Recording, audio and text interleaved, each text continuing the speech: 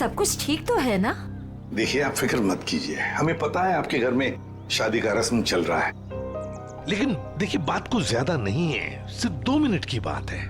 एक बात बताइए, कल लैंडलाइन पे कोई अनजान फोन आया था आप? हाँ, मेरी बेटी विशाखा ने फोन उठाया था। जरा बुलाइए ना विशाखा को।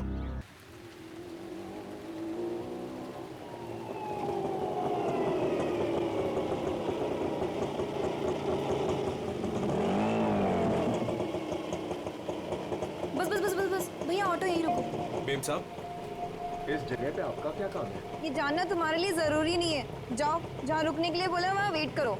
ठीक है, जैसी आपकी मर्जी।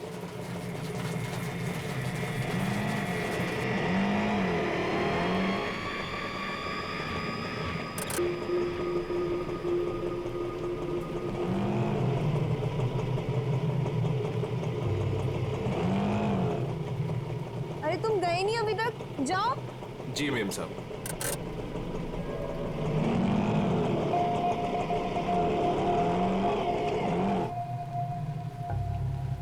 हेलो विशाखा, मैं करिश्मा बोल रही हूँ। मैं एमजी रोड के यहाँ कंस्ट्रक्शन बिल्डिंग पे खड़ी हूँ। मुझे तुमसे तुम्हारी शादी के बारे में बहुत ज़रूरी बात करनी है।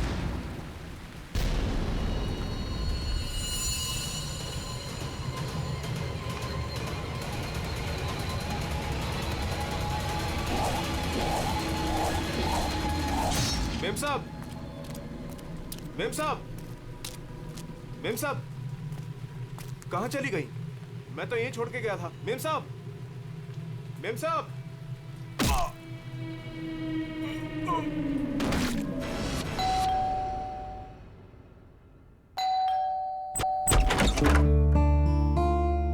अरे आप इतनी जल्दी आ गए ऑफिस से? आए? हाँ, आज काम कुछ कम था। ये लो, आते आते तुम्हारे लिए कुछ साग सब्जियां लाया हूँ और इसे फ्रीजर में रख दो। विशाखा के लिए लाया हूँ, उसे आइसक्रीम पसंद है ना? आज आपकी लाडली ये खाने वाली नहीं है। पर क्यों? आज सुबह से ही उदास है, खुद को कमरे में बंद कर रखा है और खाना भी नहीं खाया उसने। तुमने उसे कुछ कह दिया क्या? मैं क्या कहूंगी, लेकिन हाँ, आज सुबह किसी का फोन आया था।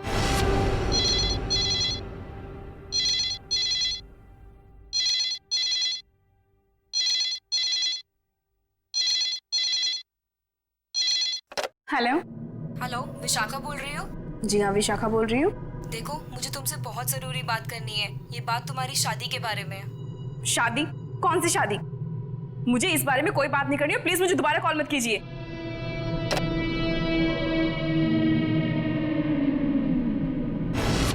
अरे इतनी मुश्किल से तो 2 हफ्ते पहले टूटी हुई शादी को भूल पाई थी, और फोन करके उसके जख्म किसने हरे कर दिए?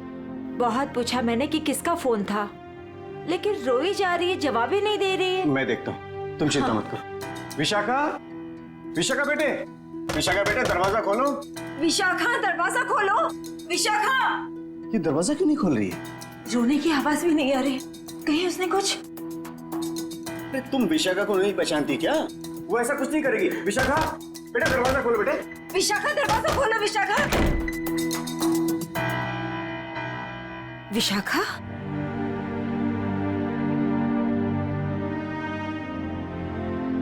विशाखा बेटे, वो शादी वाले फोन कॉल से चिंता में है ना तू?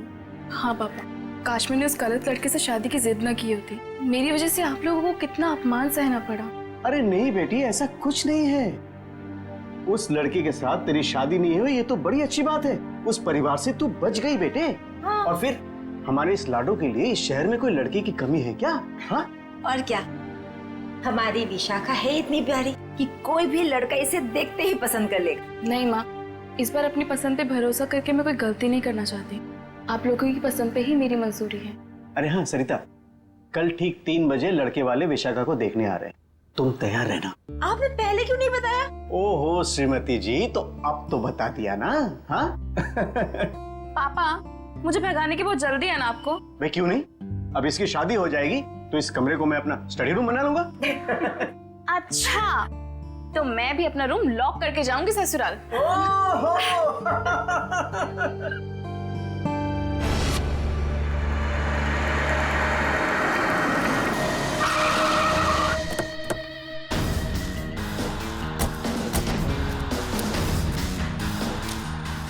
भाई साहब, मैं यहाँ का बचपन, मैंने ही आपको फोन किया था। लाश कहाँ पर है? जी उस तरफ। चलो दिखाओ। जी।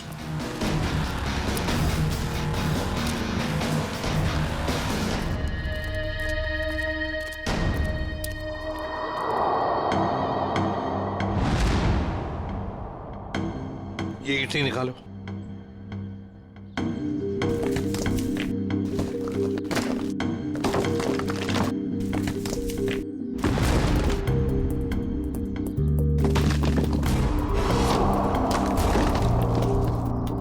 तो लगता है लाश को छुपाने की पूरी कोशिश की, लेकिन पूरी तरह से कामयाब नहीं हुआ है। हाँ, छुपाने की तो बहुत कोशिश की है, मगर जरूर कुछ ना कुछ तो भूल गया है वो। कोई ना कोई सुराग तो हमें जरूर मिलेगा। वैसे लाश ज्यादा पुरानी नहीं दिख रही है। एक काम करो, बाहर निकालो इसे, आराम से, संभल के।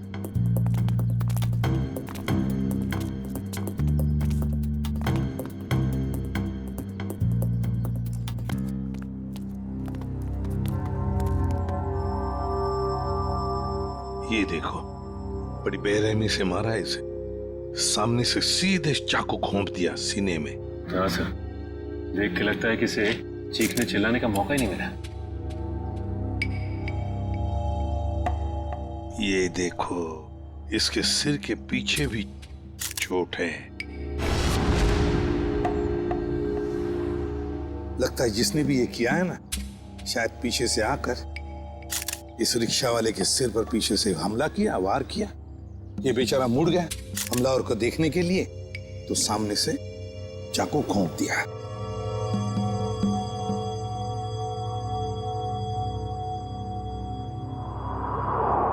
जेब में कुछ भी नहीं। लेकिन सर, कोई रिक्शा वाले को क्यों मारेगा?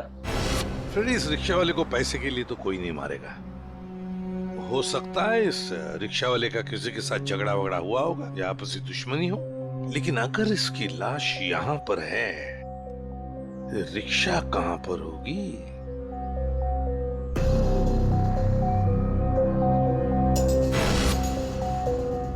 सर? हाँ सर ये देखिए सर, ये खून की बूंदें और घसीटने के निशान हैं।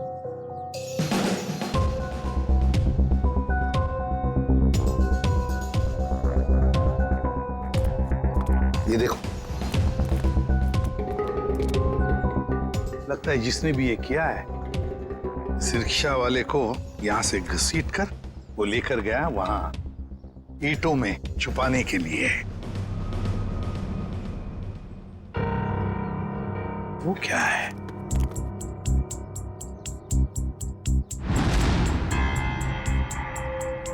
किसी आदमी की घड़ी? अरे ये तो काफी महंगी घड़ी है। शायद रिक्शा वाले की होगी। नहीं फ्रेडी, ये इस रिक्शा वाले की घड़ी नहीं लगती। इतनी महंगी घड़ी है ये, 1,00,000-1.5 लाख की तो घड़ी है। तो फिर सर, शायद उसी की होगी जिसने रिक्शा वाले को मारा है। वो तो ये भी सकता है कि घड़ी उस आदमी की हो जो ऑटो में बैठा था। इतनी कीमती घड़ी पहनने वाला आदमी रिक्शा में नहीं जाएगा, मुझे नहीं लगता।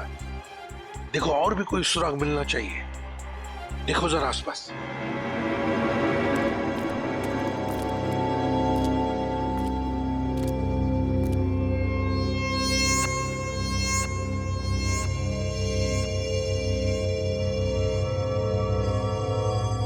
अरे सर, कुछ मिला? हाँ सर, किसी लड़की की ये डायमंड इयररिंग मिली है, यहाँ नीचे गिरी हुई थी। इयररिंग? इसका तो एक ही मतलब हो सकता है, जब ये हादसा हुआ तब कोई लड़की यहाँ पर मौजूद थी। तो खून लड़की ने किया? सचिन, पता नहीं खून किसने किया, लड़की ने या और किसी ने, लेकिन एक बात तो जरूर है कि ये लड़की उस रिक्शा वाले के साथ मौजूद थी। सर हो सकता है ये लड़की उस ऑटो वाले की सवारी थी। लेकिन लड़की यहाँ ऐसी जगह क्या करने आई थी? कुछ न कुछ तो और ही चक्कर है। जो भी हो, उस हादसे में जरूर हाथापाई हुई होगी, जिसकी वजह से वहां पर वो घड़ी मिली और अब ये इयररिंग। ये केस तो बहुत पेचीदा हो गया। इतने सारे सवाल लेकिन जवाब इतने कम। सारे सवालों का जवाब इसी बिल्डिंग में है। इस बिल्डिंग को अच्छी तरह से छान मारते हैं। Let's go.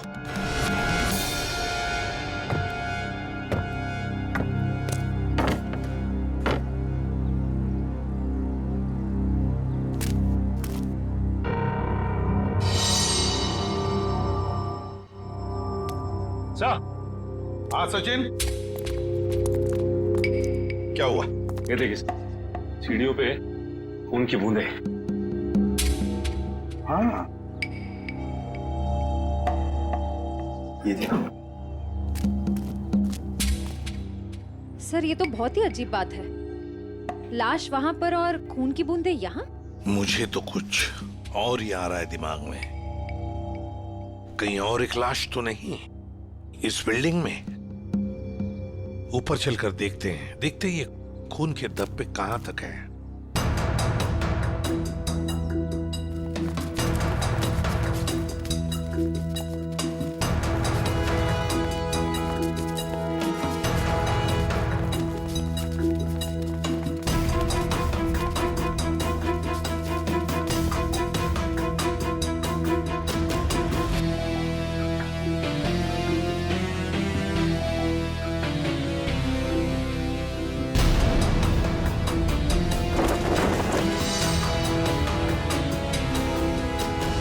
भाई साहब, मैं तो कहता हूँ अभय और विशाखा एक दूसरे के लिए बिल्कुल सही है। दोनों के ख्यालात मिलते जुलते हैं, दोनों का स्वभाव एक है और वैसे एक साथ स्कूल में पढ़ चुके हैं। बेटा, तुमने हमें बताया नहीं कि तुम अभय को पहले से जानती हो? नहीं पापा, अभय मेरी क्लास में नहीं थे। वो क्या है ना अंकल, हम दोनों की क्लासेस सेम थी पर सेक्शन अलग अलग थे। आप सेक्शन ए में थी और मैं सेक्शन सी में था। बात यह है ना जी, अभय के लिए एक से बढ़कर एक खानदान से रिश्ते आ रहे हैं, लेकिन इससे मना कर दिया है। स्कूल के वक्त से ही आपकी बेटी से प्यार करता है, लेकिन कह नहीं पाया, इसलिए आज मुझे आना पड़ा कहने के लिए। पापा प्लीज, आप मुझे एम्बैरेस कर रहे हैं। नैना और अनुष्का कैसे हैं? स्कूल टाइम से तुम्हारे बेस्ट फ्रेंड हुआ करते थे वो लोग। हाँ, नैना भी बेंगलोर में जॉब कर रही है और अनुष्का की रिसेंटली शादी हो गई है मसूरी में। सुना है बहुत ही खूबसूरत जगह है वो। जी। वैसे तो साउथ अफ्रीका भी बहुत ही सुंदर जगह है।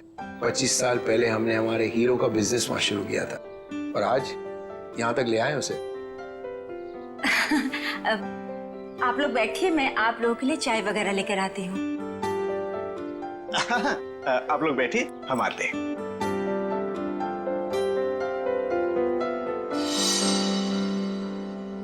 क्या बात है सरिता, क्या हुआ?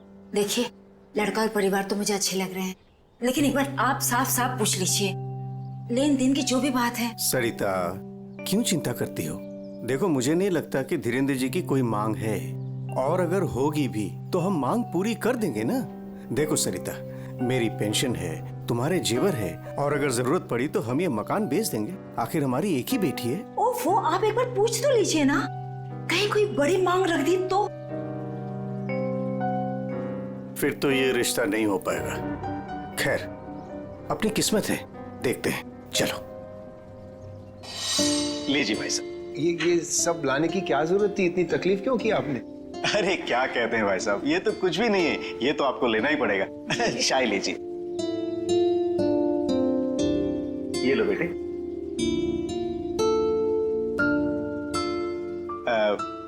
भाई साहब, अगर आप बुरा न माने तो कुछ देर हम लोग बाहर चल के आपस में बात कर लेते हैं। अरे इतने में बच्चे भी एक दूसरे से बात कर लेंगे। अरे ये तो बहुत अच्छी बात है, चलिए।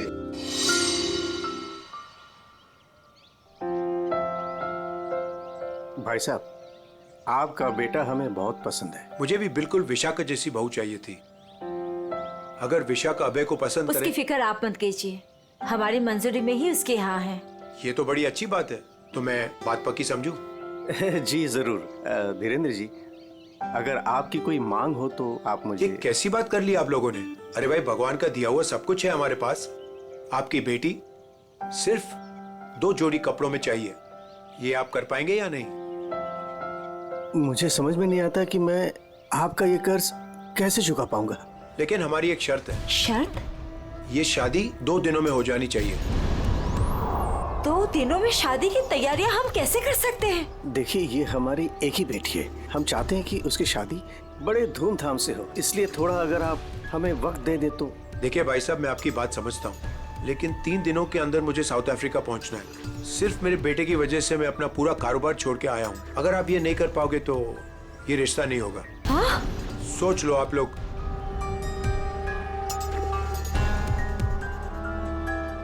ठीक है भाई साहब, ये शादी परसों ही होगी। ये तो बहुत अच्छी बात है, मुबारक हो। देखिए, आप शादी की तैयारियां कीजिए, पैसे की चिंता न कीजिए, वो हम करेंगे। जी।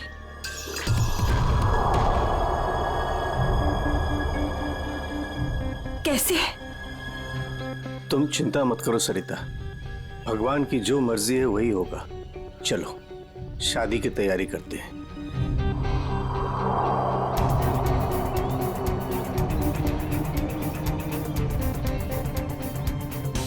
पता नहीं मुझे ये सब ठीक क्यों नहीं लग रहा है।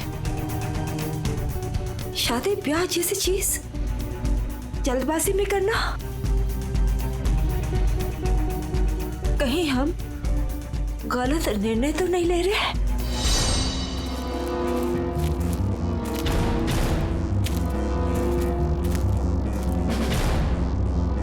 सर, इस लड़की का चेहरा तो पूरी तरह से बिगड़ चुका है।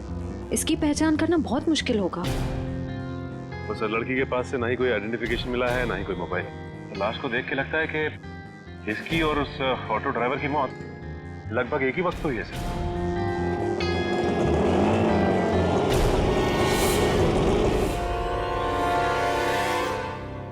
सर, ये लावारिश रिक्शा यहाँ से थोड़ी दूर पे खड़ी हुई थी, लोगों ने मुझे बताया। और सर, ये रहे रिक्शा के पेपर्स। वो लाश इसी रिक्शा ड्राइवर की थी, चमन नाम था उसका। और सर, ये फोटो भी लगी उसकी। हाँ, चमन खुद मालिक था इस रिक्शा का। और कुछ मिला? हाँ सर, मोबाइल मिला है सर, लेकिन सर बैटरी डाउन है इसकी। ठीक है, कोई बात नहीं, इसमें से हमें बहुत कुछ इंफॉर्मेशन मिल सकती है।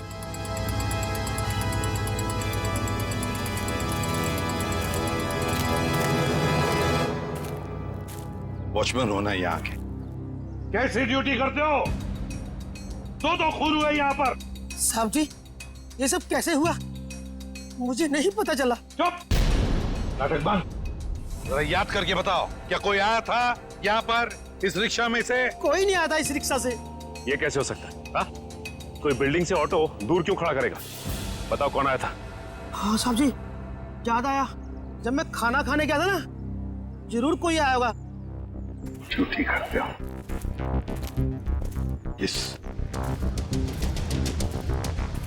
इस चमन की पूरी कुंडली निकालो।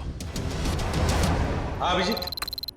सर, वो ऑटो वाले के फोन की डिटेल मिल गई है सर। ये 11 बजे के करीब ममता नगर से निकला और 11:30 बजे जेल स्टेशन पे पहुंच गया। ये MG road under construction building पे कब पहुंचा? सर, 12:30 बजे। जेल स्टेशन से सवारी लेने के बाद 12:40 पे उस जगह पे मिला था जहां पे वो ऑटो खड़ा मिला था। मतलब जेल स्टेशन से उसने सवारी उठाई, तो फिर अभिजीत उस वक्त 2 मोबाइल फोन होंगे उस रिक्शा में, एक रिक्शा वाले का और शायद इस सवारी का भी। हाँ सर, मोबाइल कंपनी वालों ने बताया कि रिक्शे वाले के मोबाइल के साथ साथ एक और मोबाइल ट्रैवल कर रहा था। चेवंती और पेटी लगे हैं उसका डिटेल निकालने में। चलो अच्छा है। अब देखना यह है कि सर वो सवारी विक्टिम थी या मुजरिम। सर, हाँ सर, वो जो ऑटो की सवारी का मोबाइल नंबर था वो दिल्ली का नंबर है और किसी करिश्मा के नाम पे रजिस्टर्ड है। दिल्ली? अच्छा, इस करिश्मा के बारे में और कुछ पता चला? नहीं सर, और कुछ डिटेल्स तो अभी पता नहीं चल पाए हैं। ये तो पता चला होगा कि उसने आखिरी कॉल किसको किया। किसी लैंडलाइन नंबर पे किया था आखिरी कॉल। पोपटवाड़ी का कोई उदय कुमार है। पोपटवाड़ी, उदय कुमार। पंकज, काम करो, इस दिल्ली वाली करिश्मा के सारे डिटेल निकाल, पूरे के पूरे डिटेल। और अभिजीत, इस पोपटवाड़ी के उदय से मिल लेते हैं, पता तो चले ऐसी भी क्या बातें हो रही थी करिश्मा और उसके बीच में। इसका चेहरा तो बहुत बुरी तरह से बिगड़ गया है, एकदम तहस नहस हो गया है। सर, इनके फेस को हम रिकंस्ट्रक्ट नहीं करवा सकते? बहुत मुश्किल काम है तारिका, बहुत वक्त लगेगा। हाँ, लेकिन एक बात जरूर पता चल गई। ये पता चल गई कि ये काम क्या करती थी। क्या काम? तारिका, ये लड़की एक नर्स थी, नर्स। नर्स? ये देखो, ये देख रहे हो, ये इसकी उंगलियों पर और ये अंगूठे पर ये कौन? ये निशान तो ज्यादातर उन्हीं लोगों के हाथों में होता है ना जो दूसरों को इंजेक्शन देते हैं। एग्जैक्टली तारिका। अब मुझे लगता है ये खून या तो किसी बदले की भावना से किया गया है या फिर कोई प्यार व्यार का चक्कर। प्यार व्यार का चक्कर? तुमको ऐसा लगता है तो तुम फोरेंसिक आते ही क्यों? तुम अब से मत आया करो हमारे लैब में प्लीज। हाँ, अरे ये क्या? हाँ। और अभिजीत, तुम्हारे और मेरे बीच में जो भी था ना वो खत्म। प्यार का चक्कर। सीआईडी? यहाँ सब कुछ ठीक तो है ना? देखिए, आप फिक्र मत कीजिए, हमें पता है आपके घर में शादी का रस्म चल रहा है। लेकिन देखिए, बात कुछ ज्यादा नहीं है, सिर्फ 2 मिनट की बात है। एक बात बताइए, कल लैंडलाइन पे कोई अनजान फोन आया था? हाँ, मेरी बेटी विशाखा ने फोन उठाया था। जरा बुलाइए ना विशाखा को। विशाखा बेटी, 1 मिनट इधर आना। हाँ जी, 1 मिनट। जी पापा। बेटे ये। हाय विशाखा, शादी मुबारक हो। Thank you. हम सीआईडी से हैं, मैं इंस्पेक्टर श्रेया। कल सुबह 10 बजे लैंडलाइन पे एक कॉल आया था। जी आया था। किसका फोन था? किसी करिश्मा का फोन था, बट मैं उसे नहीं जानती। अगर तुम उस लड़की को नहीं जानती हो तो उसने तुम्हें क्यों कॉल की? दरअसल वो मुझसे मिलना चाहती थी पर मैंने उसे मना कर दिया। तुम तो कह रहे हो तुम उसे जानती तक नहीं, फिर भी वो तुमसे बात करना चाहती थी। कोई ना कोई तो वजह जरूर होगी, हैं? बताओ। शायद वो मेरी शादी के बारे में कुछ बात करना चाहती थी। क्या क्या बात करना चाहती थी? कुछ बताया उसने? जी, तब तक तो मुझे भी नहीं पता था कि मेरी शादी होने वाली है। वो शायद मेरी पिछली शादी के बारे में बात करना चाहती थी। मतलब विशाखा, तुम्हारी पहले भी एक शादी तय हो चुकी थी जो टूट चुकी है। देखिए प्लीज, अगर इस बारे में इस वक्त बात न करें तो अच्छा होगा। बड़ी मुश्किल से उस सदमे से ये उभर पाई है। प्लीज। पापा, इट्स ओके, मुझे उस बात से कोई फर्क नहीं पड़ता है। पर आप इस फोन कॉल के बारे में मुझसे इतने सवाल क्यों पूछ रहे हैं?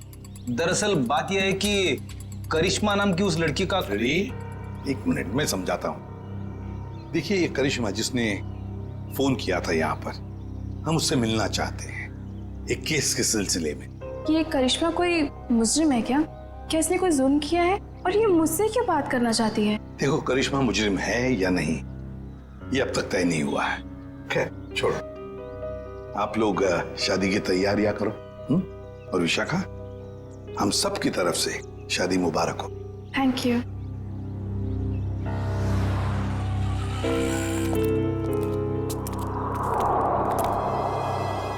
हेलो, सुनो, सब गड़बड़ हो गया है यहाँ। सीआईडी आ गई है। हाँ जी, क्या हाल है बॉस? फिर से बन गया चेहरा?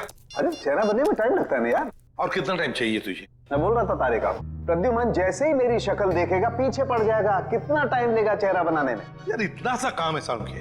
वैसे एक बात बताओ, आप लोगों को वाकई कुछ पता नहीं चला उस लड़की के बारे में? हमें इतना तो पता चल चुका है कि उस लड़की का नाम करिश्मा है और वो दिल्ली की रहने वाली थी। और अगर मैं ये बताऊं कि करिश्मा एक नर्स थी तो? सर, उस करिश्मा के बारे में नई बात पता चली सर। क्या? वो दिल्ली में 10 स्टार हॉस्पिटल में नर्स है। लो, ये बात अब बता रहे हैं, मैं कब की बता चुका ये बात। 10 स्टार हॉस्पिटल, दिल्ली। वाह यार अभय, बड़ी सुंदर दुल्हन मिली है तुझे, सच्ची। पता नहीं कहाँ से किस्मत लिखा के लाया है। अरे वो कहते हैं ना, लंगूर के हाथ में अंगूर। एग्जैक्टली।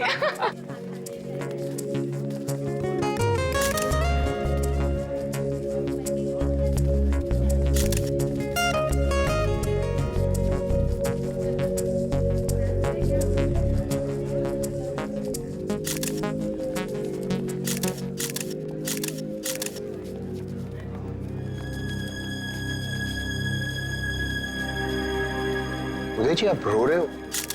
सब ठीक तो है ना? ये तो खुशी के आंसू हैं। आज अपने बेटी को दुल्हन बना जो देख पा रहा हूं मैं, इसलिए।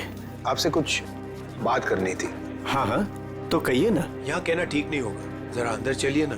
क्यों, हमसे शादी में कुछ कमी रहेगी है क्या? नहीं नहीं नहीं नहीं, वो सब ठीक है, A1। देखिए सारे मेहमान आ रहे हैं, अगर हम यहाँ से चले गए तो कुछ परेशानी हो जाएगी। फेरे हो जाए, उसके बाद दोनों बैठ करके बातें करते हैं। देखिए मेहमानों को छोड़िए, आप अंदर चलिए, वरना ये शादी नहीं होगी।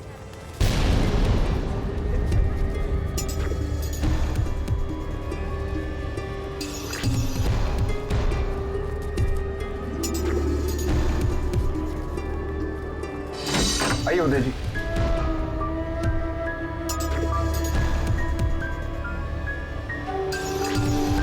धीरेन्द्र जी बात क्या है आप बताइए ना। देखिए मेरी परेशानी बढ़ती जा रही है। अरे भाई परेशान होने की कोई बात नहीं, एक छोटी सी रिक्वेस्ट है। कैसी रिक्वेस्ट? आपको याद है मैं आपके घर आया था आपकी बेटी को देखने, और मैंने आपको कहा था मुझे दहेज बिल्कुल नहीं चाहिए। जी मुझे अच्छी तरह से याद है, आपने कहा था कि आपको दहेज नहीं चाहिए, तो अब क्या चाहिए आपको? मैं अपनी जुबान का पक्का हूँ, कहा ना दहेज नहीं चाहिए, दहेज नहीं लूंगा। हाँ मगर आपको दहेज नहीं चाहिए तो क्या चाहिए?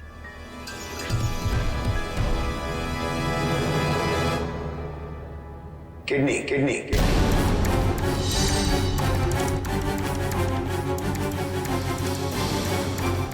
किडनी? पर किसकी? मैं शायद आपको बताना भूल गया कि मेरी तबीयत दरअसल ठीक नहीं रहती, और जल्द से जल्द अगर किडनी ट्रांसप्लांट नहीं हुआ तो मैं ज्यादा दिन नहीं बच पाऊंगा। Kidney transplant? देखिए आपकी बेटी की शादी है, और कुछ ही दिन बाद उसका ससुर यानी कि मैं मर जाए तो आपको कैसा लगेगा? पर धीरेन्द्र जी मैं अपनी किडनी कैसे, मेरा मतलब मैंने पूरा पता लगा लिया है, हम दोनों की किडनीज मैच होती हैं। अच्छा तो इसका मतलब ये शादी ब्याह ये सब ढोंग है। दरअसल आपको मेरी किडनी चाहिए, इसलिए आपने ये सब। अब फेरों में 2 घंटे और, बहुत समय आपके पास, सोच लीजिए। और वैसे भी हम दोनों एक परिवार का हिस्सा बनने जा रहे हैं, तो एक परिवार वाले का फर्ज बनता है दूसरे परिवार वाले की जान बचाने का।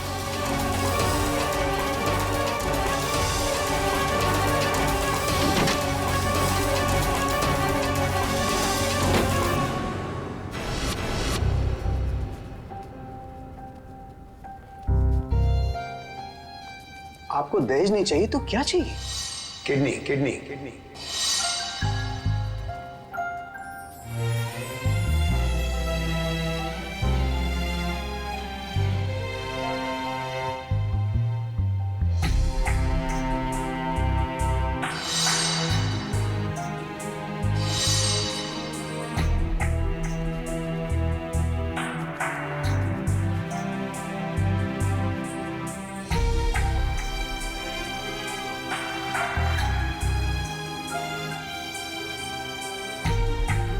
अरे कहाँ चले गए थे आप? कुमार साहब आए हैं अपनी पत्नी के साथ, वो आपको ढूंढ रहे थे। सरिता आओ मेरे साथ, 2 मिनट तुमसे बात करनी है। चलो।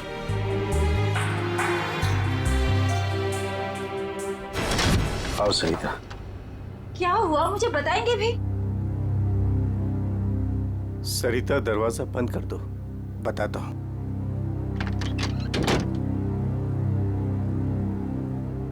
अभी तो बताइए, मुझे बहुत घबराहट हो रही है। धीरेन्द्र जी ने मुझसे कुछ मांगा है। पता था मुझे कि ये शादी दहेज लिए बिना हो ही नहीं सकती। वैसे कितने पैसे मांगे हैं उन्होंने? नहीं उन्होंने मुझसे पैसे नहीं मांगे। तो फिर? सरिता उन्होंने मुझसे मेरी किडनी मांगी है। किडनी? हाँ सरिता। हे भगवान, इसका मतलब ये सब शादी वादी ढोंग है। वो आपकी किडनी लेना चाहते हैं? मुझे भी यही लग रहा है। ये अचानक से उनका मेरे घर आना, फिर 2 दिन में शादी, और अब ये सब कुछ। सरिता मुझे तो इसमें बहुत बड़ी साजिश लग रही है। तो क्या अब हमारी विशाखा की शादी फिर से टूट जाएगी? अगर मैंने किडनी नहीं दी तो ऐसा ही होगा। ना सरिता तुम मत रो।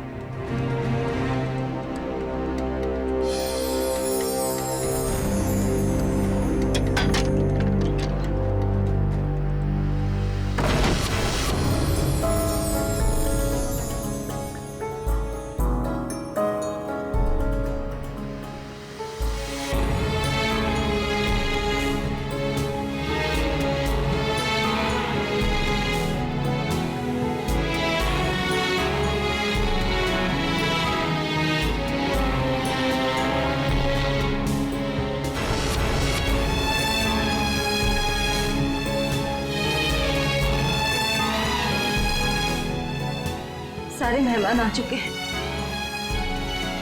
और अगर इस बार भी हमारी विशाखा की शादी नहीं हुई तो वो पूरी तरह टूट जाएगी। एक जख्म तो वो पहले ही खा चुकी है, लेकिन अब दोबारा वो बर्दाश्त नहीं कर पाएगी। मैं जानता हूं सरिता, तुम ठीक कह रही हो, इसलिए मैंने सोच लिया है मैं अपनी किडनी दूंगा। हाँ सरिता।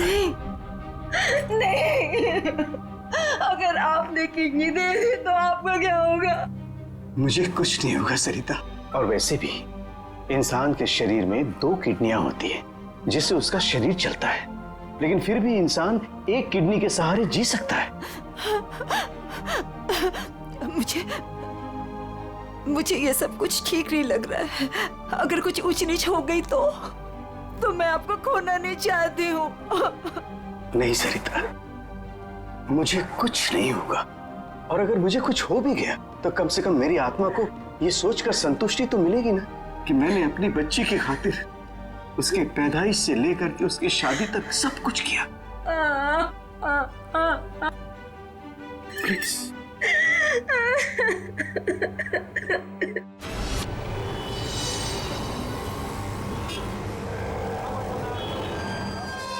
हेलो सर, मैं अनुज, इस हॉस्पिटल का डीन। करिश्मा की मौत की खबर सुनकर आई एम शॉक्ड।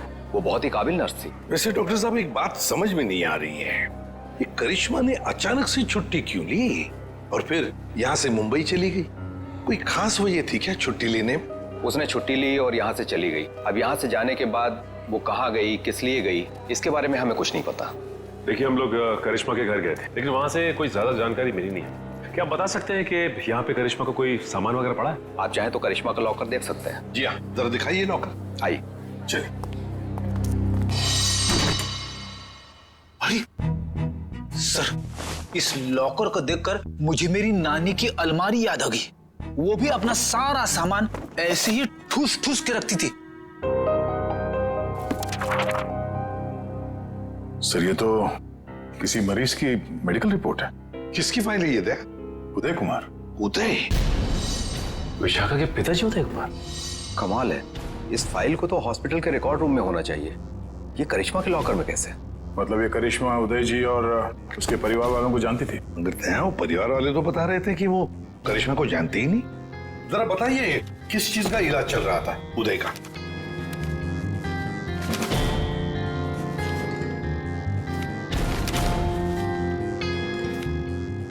क्या डॉक्टर साहब, आपके चेहरे का रंग उड़ा हुआ क्यों है? उदय जी को फूड पॉइजनिंग थी और उनके सारे टेस्ट किडनी के करवाए गए हैं। क्या? बताइए। यार ये क्या चक्कर है? नहीं दया, कुछ न कुछ तो गड़बड़ जरूर है, कुछ न कुछ तो गड़बड़ है। अच्छा डॉक्टर साहब, इस करिश्मा का बर्ताव कुछ अजीब लगा आपको? मतलब कुछ गड़बड़ लगा आपको कभी? नहीं, ऐसा तो कुछ भी नहीं लगा। सर, ये देखिए। माय गॉड, तो ये बात है। क्या बात है उदय? अरे डॉक्टर चंद्रप्रकाश, आओ बैठो बैठो। ये अचानक क्या बात करना चाहते हो तुम मुझसे? और भाभी जी क्यों रो रही हैं? शादी में कोई मदद वगैरह चाहिए? डॉक्टर, शादी की कोई बात है ही नहीं। अच्छा, तुम ये फाइल मेरी देखो ना, मेरी मेडिकल फाइल। ये फाइल चेक करके बताओ कि क्या मैं अपनी एक किडनी डोनेट कर सकता हूँ? उदय, तुम्हारी बेटी की शादी हो रही है और इस वक्त तुम्हें ये सवाल सूझ रहा है? डॉक्टर, शादी न रुके इसलिए तो मैं ये बात पूछ रहा हूँ तुमसे। बताओ ना। क्या मतलब है? मतलब मैं बाद में तुम्हें समझाऊंगा। तुम पहले मुझे ये बताओ कि मैं एक किडनी के सहारे जी सकता हूँ या नहीं। बताओ डॉक्टर, मुझे प्लीज बताओ ना।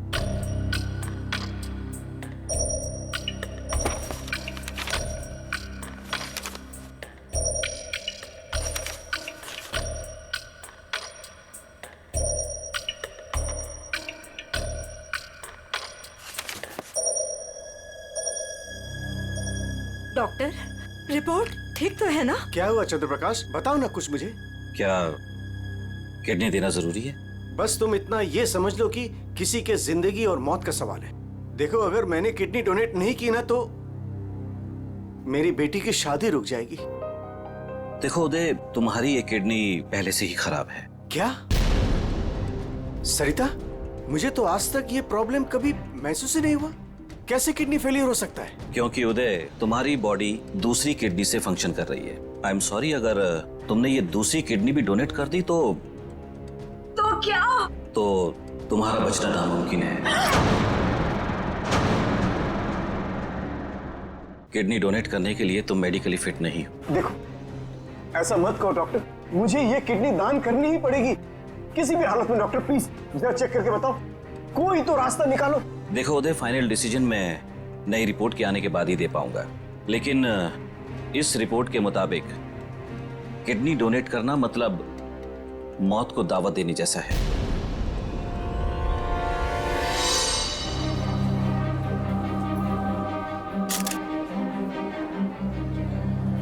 आओ। क्या हुआ माँ? आप परेशान लग रही हैं। नहीं, ऐसी कोई बात नहीं। फेरे का समय हो गया है, आओ।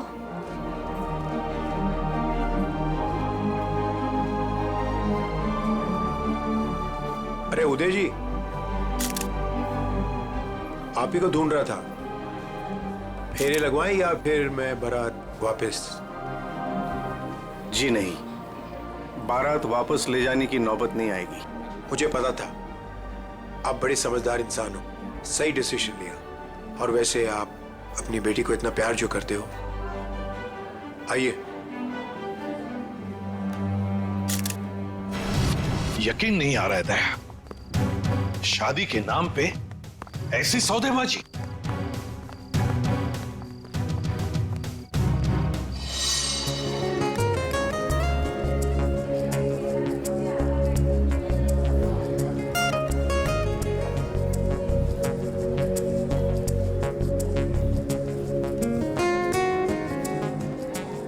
रुक जाइए।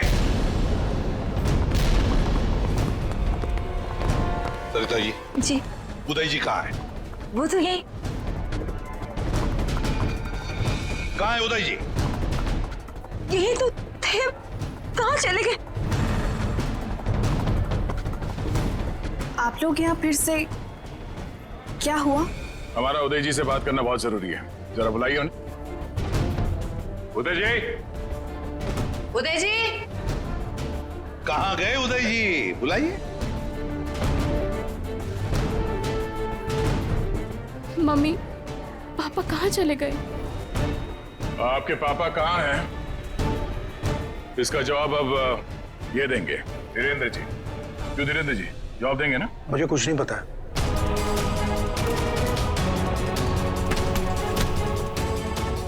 नहीं पता तो सड़क कहाँ रहे आप?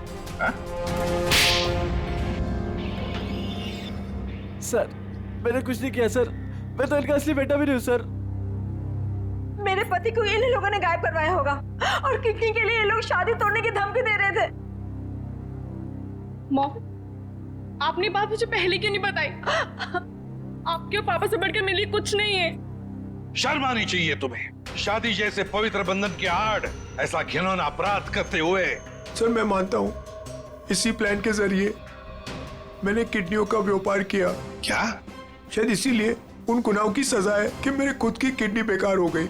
लेकिन इस बार सर, मैं खुद की जान बचाने के लिए कर रहा था। इसके लिए किसी और की जान चली जाए? अब बताओ, करिश्मा को क्यों मारा? सर, मैंने करिश्मा को नहीं मारा, बल्कि वो तो मेरी मदद करती थी मरीज ढूंढने में। सर, इस बार मैंने गैंग वालों को बताया बिगैर एक किडनी गायब कर दी। उसी बात को लेकर वो मुझे ब्लैकमेल कर रही थी कि वो बाकी गैंग वालों को और विशाखा को ये बात बता देगी। इसीलिए तुमने करिश्मा को मारा है? इसीलिए? नहीं सर, मेरा यकीन मानो, मैंने उसे नहीं मारा। मुझे लगता है कि सर, उसके मौत के पीछे मेरे बाकी गैंग वालों का हाथ है। कौन है तुम्हारे साथी? कहाँ लेकर गए उदय को? किडनी निकलवाने। ऑपरेशन शायद शुरू भी हो गया होगा। कहाँ हो रहा है ये किडनी निकालने का ऑपरेशन?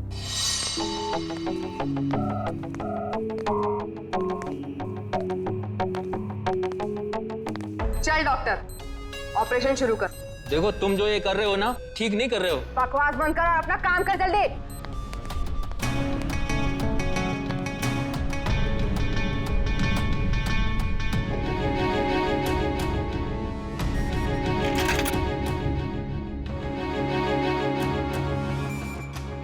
है, जल्दी करना।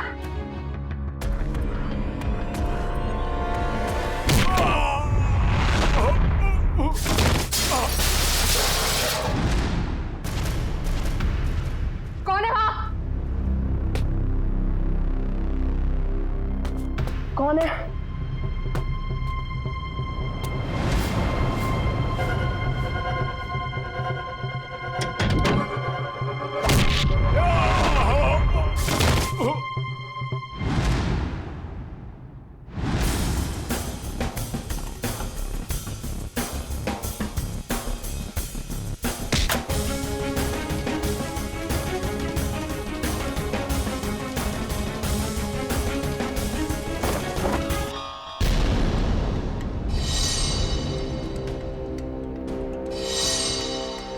अपने जुर्म का इनाम तो लेती जाओ।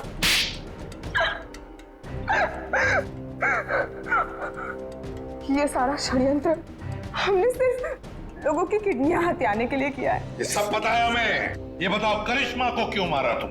क्योंकि करिश्मा हमें धोखा दे रही थी। लेकिन तुमने करिश्मा का खून किया, ये बात तुमने धीरेन्द्र से क्यों छुपाई? ताकि जब धीरेन्द्र किडनी ट्रांसप्लांट के लिए ऑपरेशन थिएटर में आए तो वहां उसे आराम से मार सके, ताकि वो खून ना लगकर एक हादसा लगे। और उदय की किडनी तुम ऊंचे दाम में बेचना चाहती थी, क्योंकि उदय का blood group Bombay blood group है, एक रेयर ब्लड ग्रुप है ना? यही प्लान था सर, लेकिन आप सीआईडी वालों की वजह से वो सब चौपट हो गया। करिश्मा का खून और कितने सारे मासूम लोगों की किडनियों की चोरी, तुम्हें तो फांसी ही होगी। इतना काफी है तुम्हें फांसी के फंदे तक पहुंचाने के लिए। जयवंती, ले जाओ इसे। सर।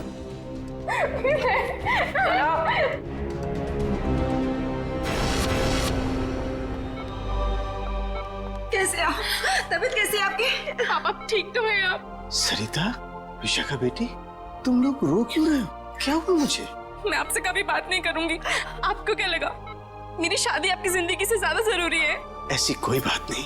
दरअसल मैं और सरिता, हम तो सिर्फ तुम्हारी खुशी चाहते हैं बेटे। मेरी खुशी आपसे है, आपसे है। माना बाकी लड़कियों की तरह मेरा भी सपना है कि मेरा भी एक अच्छा पति हो, लेकिन वो पति मुझे अपने पिता की कीमत पर बिल्कुल नहीं चाहिए। देखा उदय जी, आपकी बेटी विशाखा कितनी समझदार है, सियानी है और सही बोल रही है। एक बात हमेशा ध्यान में रखना, बेटी घर का सम्मान होती है, सुख होती है, खुशी होती है। और उसके हाथ पीले करना तो सौभाग्य की बात होती है, लेकिन उसके लिए माता पिता को अपनी जान दांव पर लगाने की कोई जरूरत नहीं। एसीपी साहब, मैं आपसे वादा करता हूं, चाहे कुछ भी हो जाए, मगर मैं इंतजार करूंगा।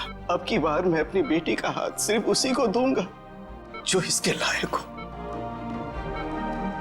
आप सबका बहुत बहुत शुक्रिया बेटी। Thank you very much.